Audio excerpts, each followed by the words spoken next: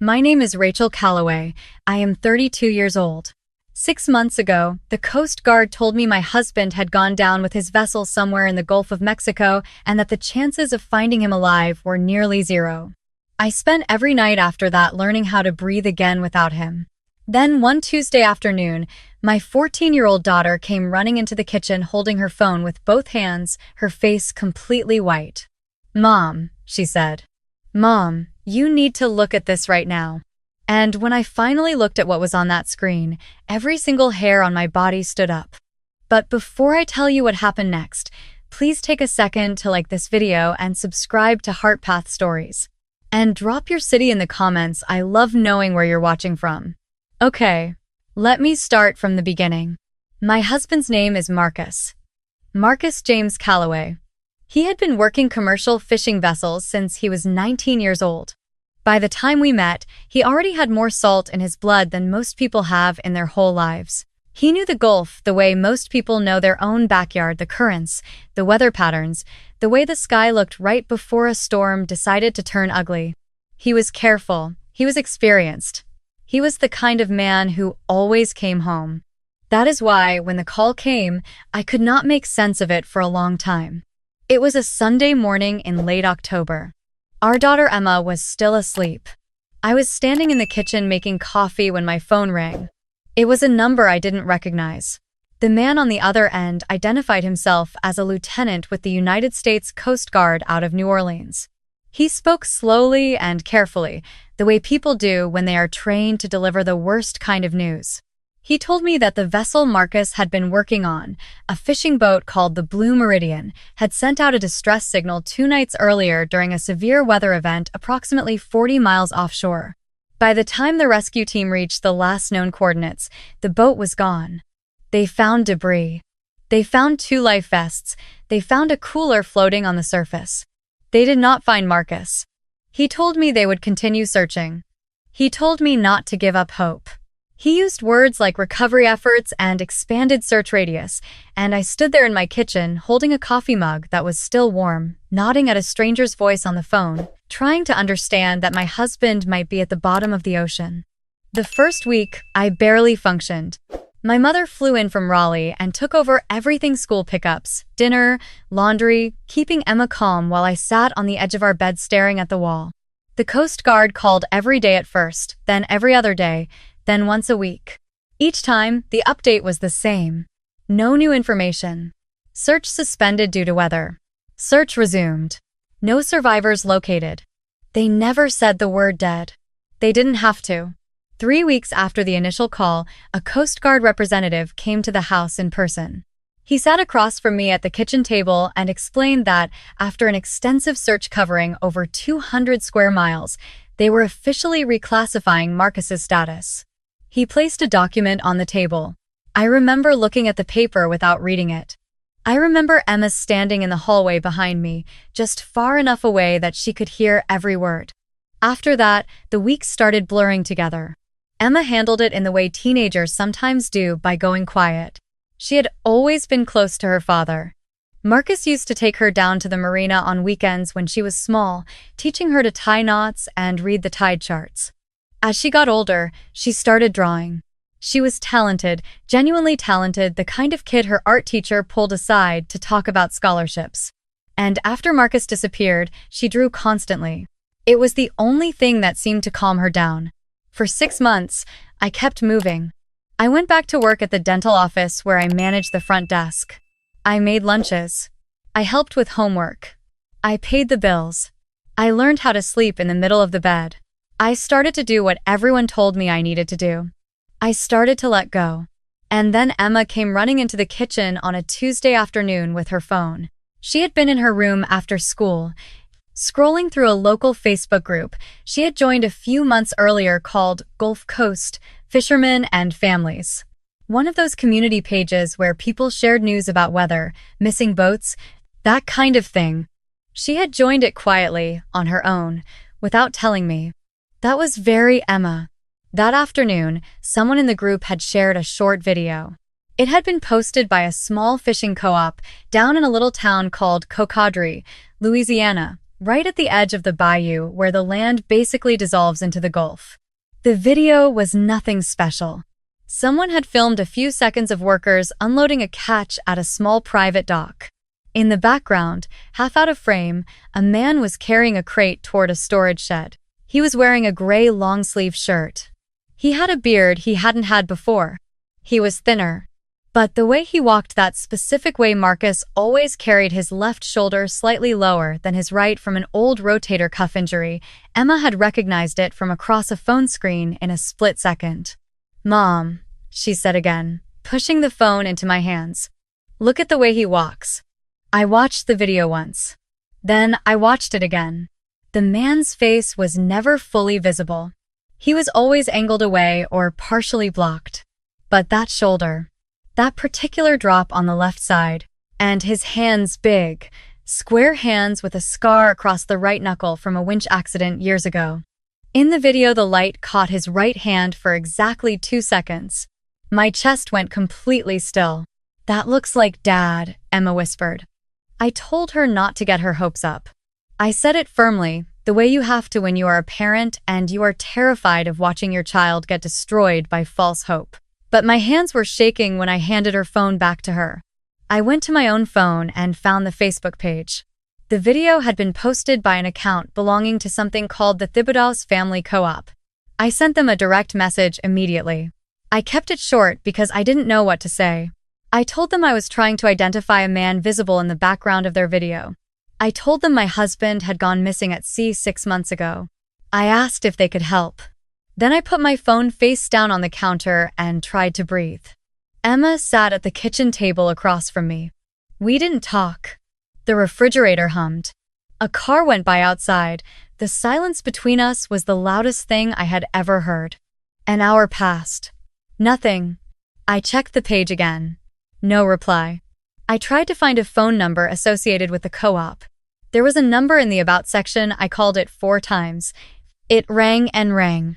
"Mom," Emma said eventually, "what if it's really him?" "I don't know, baby," I said. "I honestly don't know. What if he's been down there this whole time and nobody knew?" I looked at her across the table. Her eyes were wide and her jaw was set in that way she had that looked exactly like Marcus, that stubborn, squared-off look that meant she had already made up her mind about something. "Then we find out the truth," I told her. "That's all we can do." We stayed up until almost midnight. At 11:47, my phone buzzed.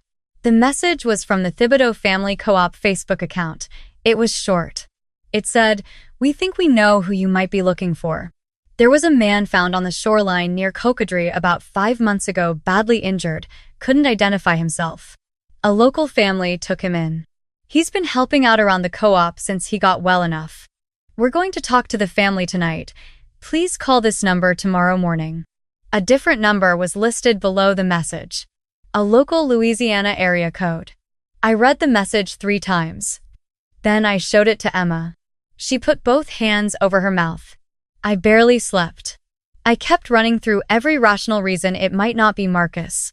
Men who work on fishing vessels can look alike, similar builds, similar mannerisms developed from the same kind of physical work. The shoulder thing could be a coincidence. The hand could have been a trick of the light. I told myself all of this. I told myself to be careful. And then I lay in the dark, listening to Emma moving around in her room across the hall, not sleeping either, and I thought about what Marcus looked like standing at the kitchen window on Sunday mornings, holding a mug with both hands, watching the yard. At 7 the next morning, I called the number. A woman answered. Her name was Diane Thibodeau. She was warm and unhurried, with a thick Bayou accent that made every sentence sound like it had a little extra weight to it. She told me that 5 months ago, her brother-in-law had found a man on the south shoreline during a routine early morning boat check, about 3 miles from the main dock. The man had been in the water for an indeterminate amount of time and was severely dehydrated, had 3 broken ribs, a deep gash along his left side, and significant head trauma. He was unconscious when they found him. They had taken him to a small regional clinic first, then brought him back to the family property once he was stable enough to move. She said the man had no identification. No wallet, no phone. He woke up after 4 days and could speak. His English was clear. His motor skills came back well, but he had no memory of who he was or where he had come from. They had reported it to the local sheriff's office, she said. Filed the paperwork. But it was a small parish, and things moved slowly, and somehow the report had never connected to the Coast Guard missing persons file from 6 months earlier. He had just been living with them, helping with the co-op, doing light work around the property. The family called him James, she said, because they needed something to call him, and he had no name to give. I was gripping the phone so hard my hand had gone white. Miss Thibodeau, I said. Can you describe him to me, physically? She paused. Then she said, tall, brown hair, needs a cut. Big hands. And he carries one shoulder a little low on the left side. Always has, far as we've known him. I had to sit down on the floor right there in the kitchen. Emma found me like that about 30 seconds later. She dropped down beside me without saying a word and put her arm around my shoulder. I need to go there, I said. I know, Emma said. I'm coming with you. We drove. I know flying would have been faster, but Cocodrie was only about 4 hours from where we lived in Pensacola, and I needed to be moving.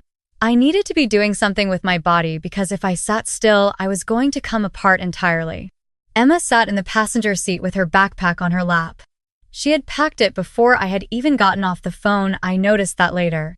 She didn't tell me what she'd put in it. The drive took us across the Florida Panhandle and into Louisiana, the landscape flattening and opening up as we went, the trees giving way to marshland. The road eventually narrowing down to a 2-lane strip running alongside open water, Spanish moss. Weathered docks.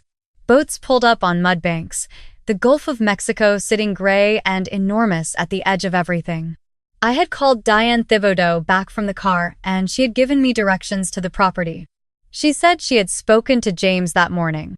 She said she had shown him a photo. I had texted her a photo of Marcus and Emma at the marina, taken maybe 2 years ago. She said he had looked at it for a long time without saying anything. Then he had set it down and gone outside and sat on the dock. Did he recognize anyone in it? I asked her. She was quiet for a moment. He said he didn't know, she replied. But he's been sitting out there since I showed it to him. That's not nothing. The Thibodeau property was at the very end of a gravel road, a large old house with a wraparound porch and a series of outbuildings leading down to a private dock. Diane met us in the driveway. She was a heavy-set woman in her 50s with kind eyes and a direct handshake, and she looked at me the way people look at someone they already feel sorry for regardless of how things turn out. He knows you're coming, she said. He's down at the dock. I looked toward the water. From where I was standing, I could see the dock, but not who was on it. Miss Thibodeau, I said quietly. If it's him, if it's really him, I need you to understand he doesn't just have a wife. He has a daughter. I know, she said. She glanced at Emma beside me. I think he might need to know that too. I told Emma to wait by the car. She started to argue, and I gave her the look that meant this was not negotiable. She stayed. I walked down the path toward the dock alone. The grass was wet. The air smelled like salt and diesel and something green and alive underneath it all. Gulls were calling somewhere above the water. My heart was hitting my ribs so hard I kept thinking I could hear it. He was sitting on the edge of the dock with his back to me, legs hanging over the side, looking out at the water. He was wearing jeans and a faded green shirt.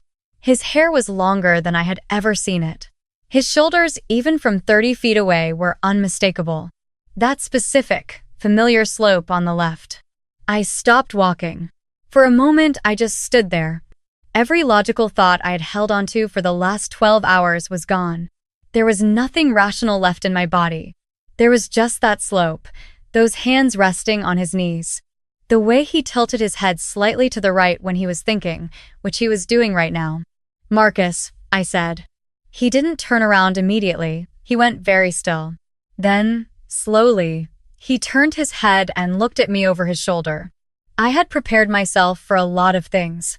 I had told myself he might look different. I had told myself he might be confused or disoriented.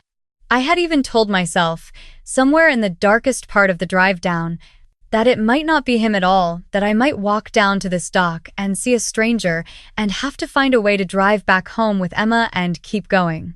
What I had not prepared myself for was looking straight into Marcus Calloway's face, those dark brown eyes, the scar through his left eyebrow from a boat hook incident the year before we got married, the specific architecture of his jaw, and watching him look back at me with absolutely nothing in his eyes. No recognition, no shock. Just a careful, gentle blankness. "I'm sorry," he said. His voice was exactly the same. "I've been told you might be coming." "I'm sorry I don't," he stopped. He looked at me carefully. "Should I know you?" The world tilted. I pressed my hand flat against my sternum and just breathed for a second because that was all I could do.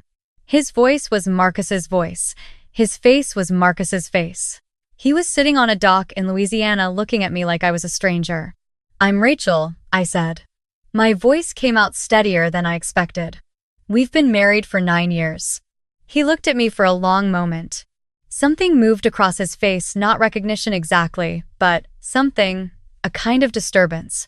Like a stone dropped into still water. "I was told that," he said quietly. "Diane showed me a photo this morning." "I know." He turned back toward the water. "I don't remember," he said. "I'm sorry. I can tell this is." He stopped again. "I can tell this matters. But I don't remember you. I don't remember anything before I woke up here." I walked to the end of the dock and sat down beside him. Not close. I left space between us. He glanced at me sideways. "The Coast Guard told me no one survived," I said. He was quiet for a moment. "There were apparently 2 other men found further up the coast," he said. "Diane helped me piece some of it together. She thinks I might have been in the water for somewhere between 30 and 40 hours before her brother-in-law found me." He paused. "I don't remember any of it." I looked at his hands. The scar across the right knuckle was still there, a pale, slightly raised line running diagonally across the bone. "I know this is not fair to you," I said. "I'm not here to pressure you. I just needed to see you with my own eyes." He nodded. "Diane said, I have a daughter," he said. His voice was careful, neutral. But his jaw had tightened slightly. "Her name is Emma," I said. "She's 14.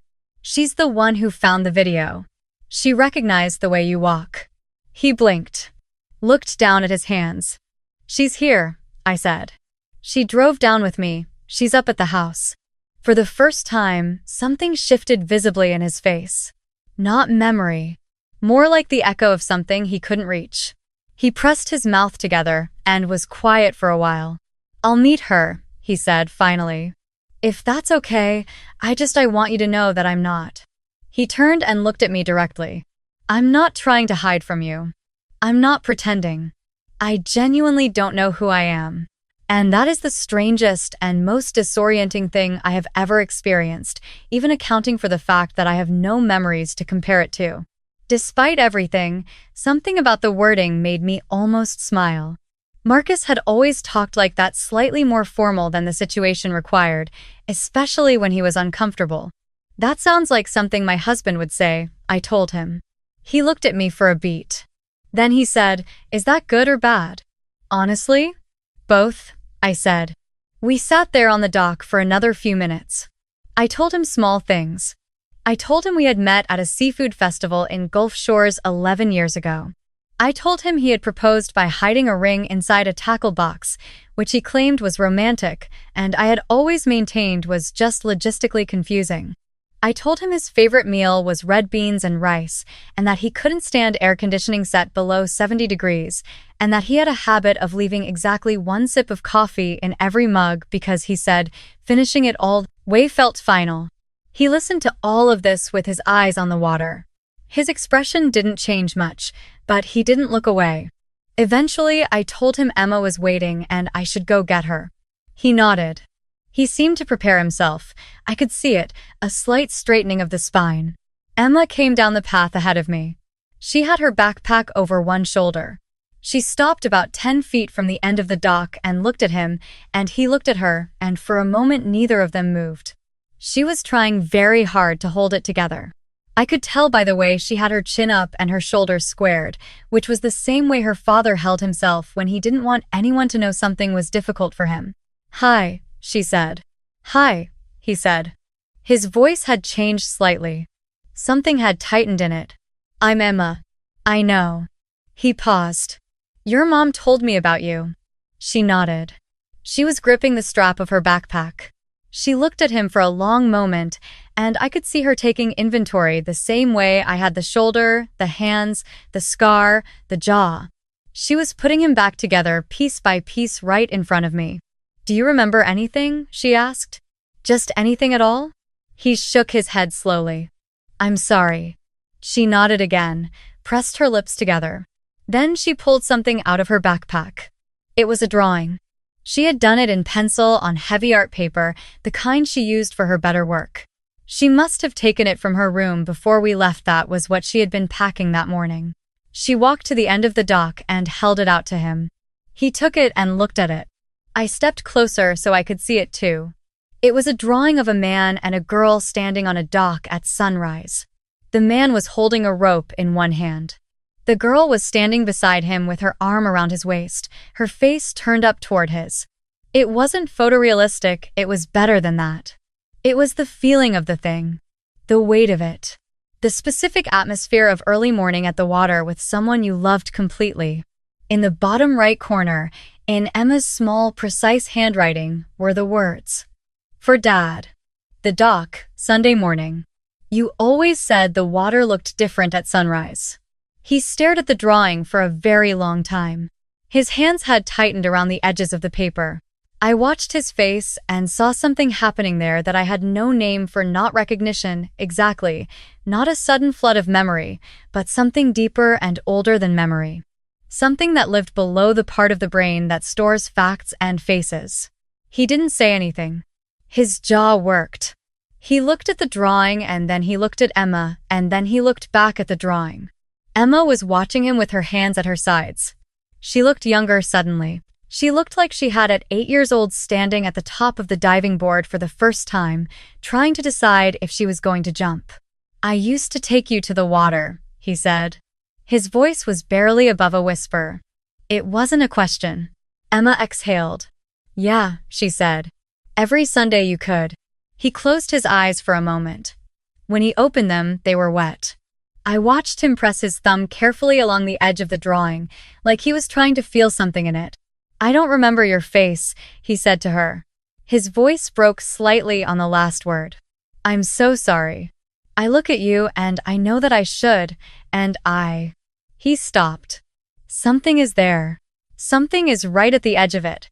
But I can't reach it yet." Emma took one step forward. Then another. Then she sat down next to him on the dock the same way I imagined she had sat next to him 100 Sunday mornings ago, close enough that their arms were touching. She didn't hug him, she didn't push. She just sat there beside him and looked out at the water with him, and after a moment she said, very quietly, "That's okay. We have time." He looked down at her beside him. Something moved through his whole face. He reached up and put his arm around her shoulder, slowly, the way you do something you're not entirely sure you're allowed to do. She leaned into him immediately. Completely. The way you do when a thing is completely familiar. I stood back and watched the two of them sitting at the edge of that dock with the Gulf of Mexico spread out in front of them, gray and enormous and indifferent. The same water that had taken him away and somehow, improbably, given him back. I pressed both hands over my mouth because I didn't trust my face right then. It took time. That is the part I want to be honest about. The drive back to Pensacola 3 days later was complicated. Explaining everything to the Coast Guard, to the VA, to the doctor who had originally treated him, to my mother, to Emma's school, all of it was complicated. Marcus came back with us because there was nowhere else to make sense for him to go, but he came back as someone who was relearning everything. He slept in the guest room. He was polite and patient and occasionally confused. He mixed up names. He would start sentences and lose them halfway through. He would stand in the kitchen for a long moment, holding a coffee mug with both hands, staring out at the yard, and I would watch him from the doorway and not say anything. The neurologist called it traumatic amnesia with a complex recovery profile. She said the memory could return gradually, partially, or not at all, and that forcing it was counterproductive. She said the most useful thing was presence, familiar people, familiar places, familiar routines. She said the brain sometimes needed to be reminded of who it was through the body's habits before the conscious memory caught up. Emma took this information and applied it methodically. She started leaving her drawings around the house, casually, the way she had always done. She started asking him to sit with her while she worked, not to talk about the past, just to be there. On Sunday mornings, she would say, "Do you want to come to the marina?" And after the second week, he started saying yes. He did not suddenly remember everything. That is not how it happened, and I want to be clear about that because I think honesty is more useful than a perfect ending. There were nights when he looked at me across the dinner table with those familiar eyes, and I could see that he was trying and it wasn't there yet, and we both just kept eating and didn't say anything about it. But there were other things. About 6 weeks after he came home, I was in the kitchen early on a Saturday morning and I heard him come downstairs. I heard him go to the coffee pot. I heard him fill a mug. Then I heard him stop. I looked around the corner and he was standing at the kitchen window with both hands around the mug, looking out at the yard, and he had left exactly one sip in the pot. I stood there and looked at that coffee pot and did not say a word. 2 weeks after that, Emma came downstairs and found him at the kitchen table with her sketchbook open in front of him. He had apparently gotten up early and been sitting there for a while. He was just looking at her drawings, one by one, carefully, the way you look at something you are trying to recognize. Emma stood in the doorway. He looked up. "You drew these," he said. She nodded. He looked back at the sketchbook. "You've always been able to do this," he said. His voice was quiet and certain in a way that was different from before. "This isn't new. You could do this when you were small." Emma sat down across from him. "Yeah," she said carefully. "You used to save everything I drew." He nodded slowly, like he was confirming something he already knew. He turned another page. He stopped. It was the drawing she had given him on the dock.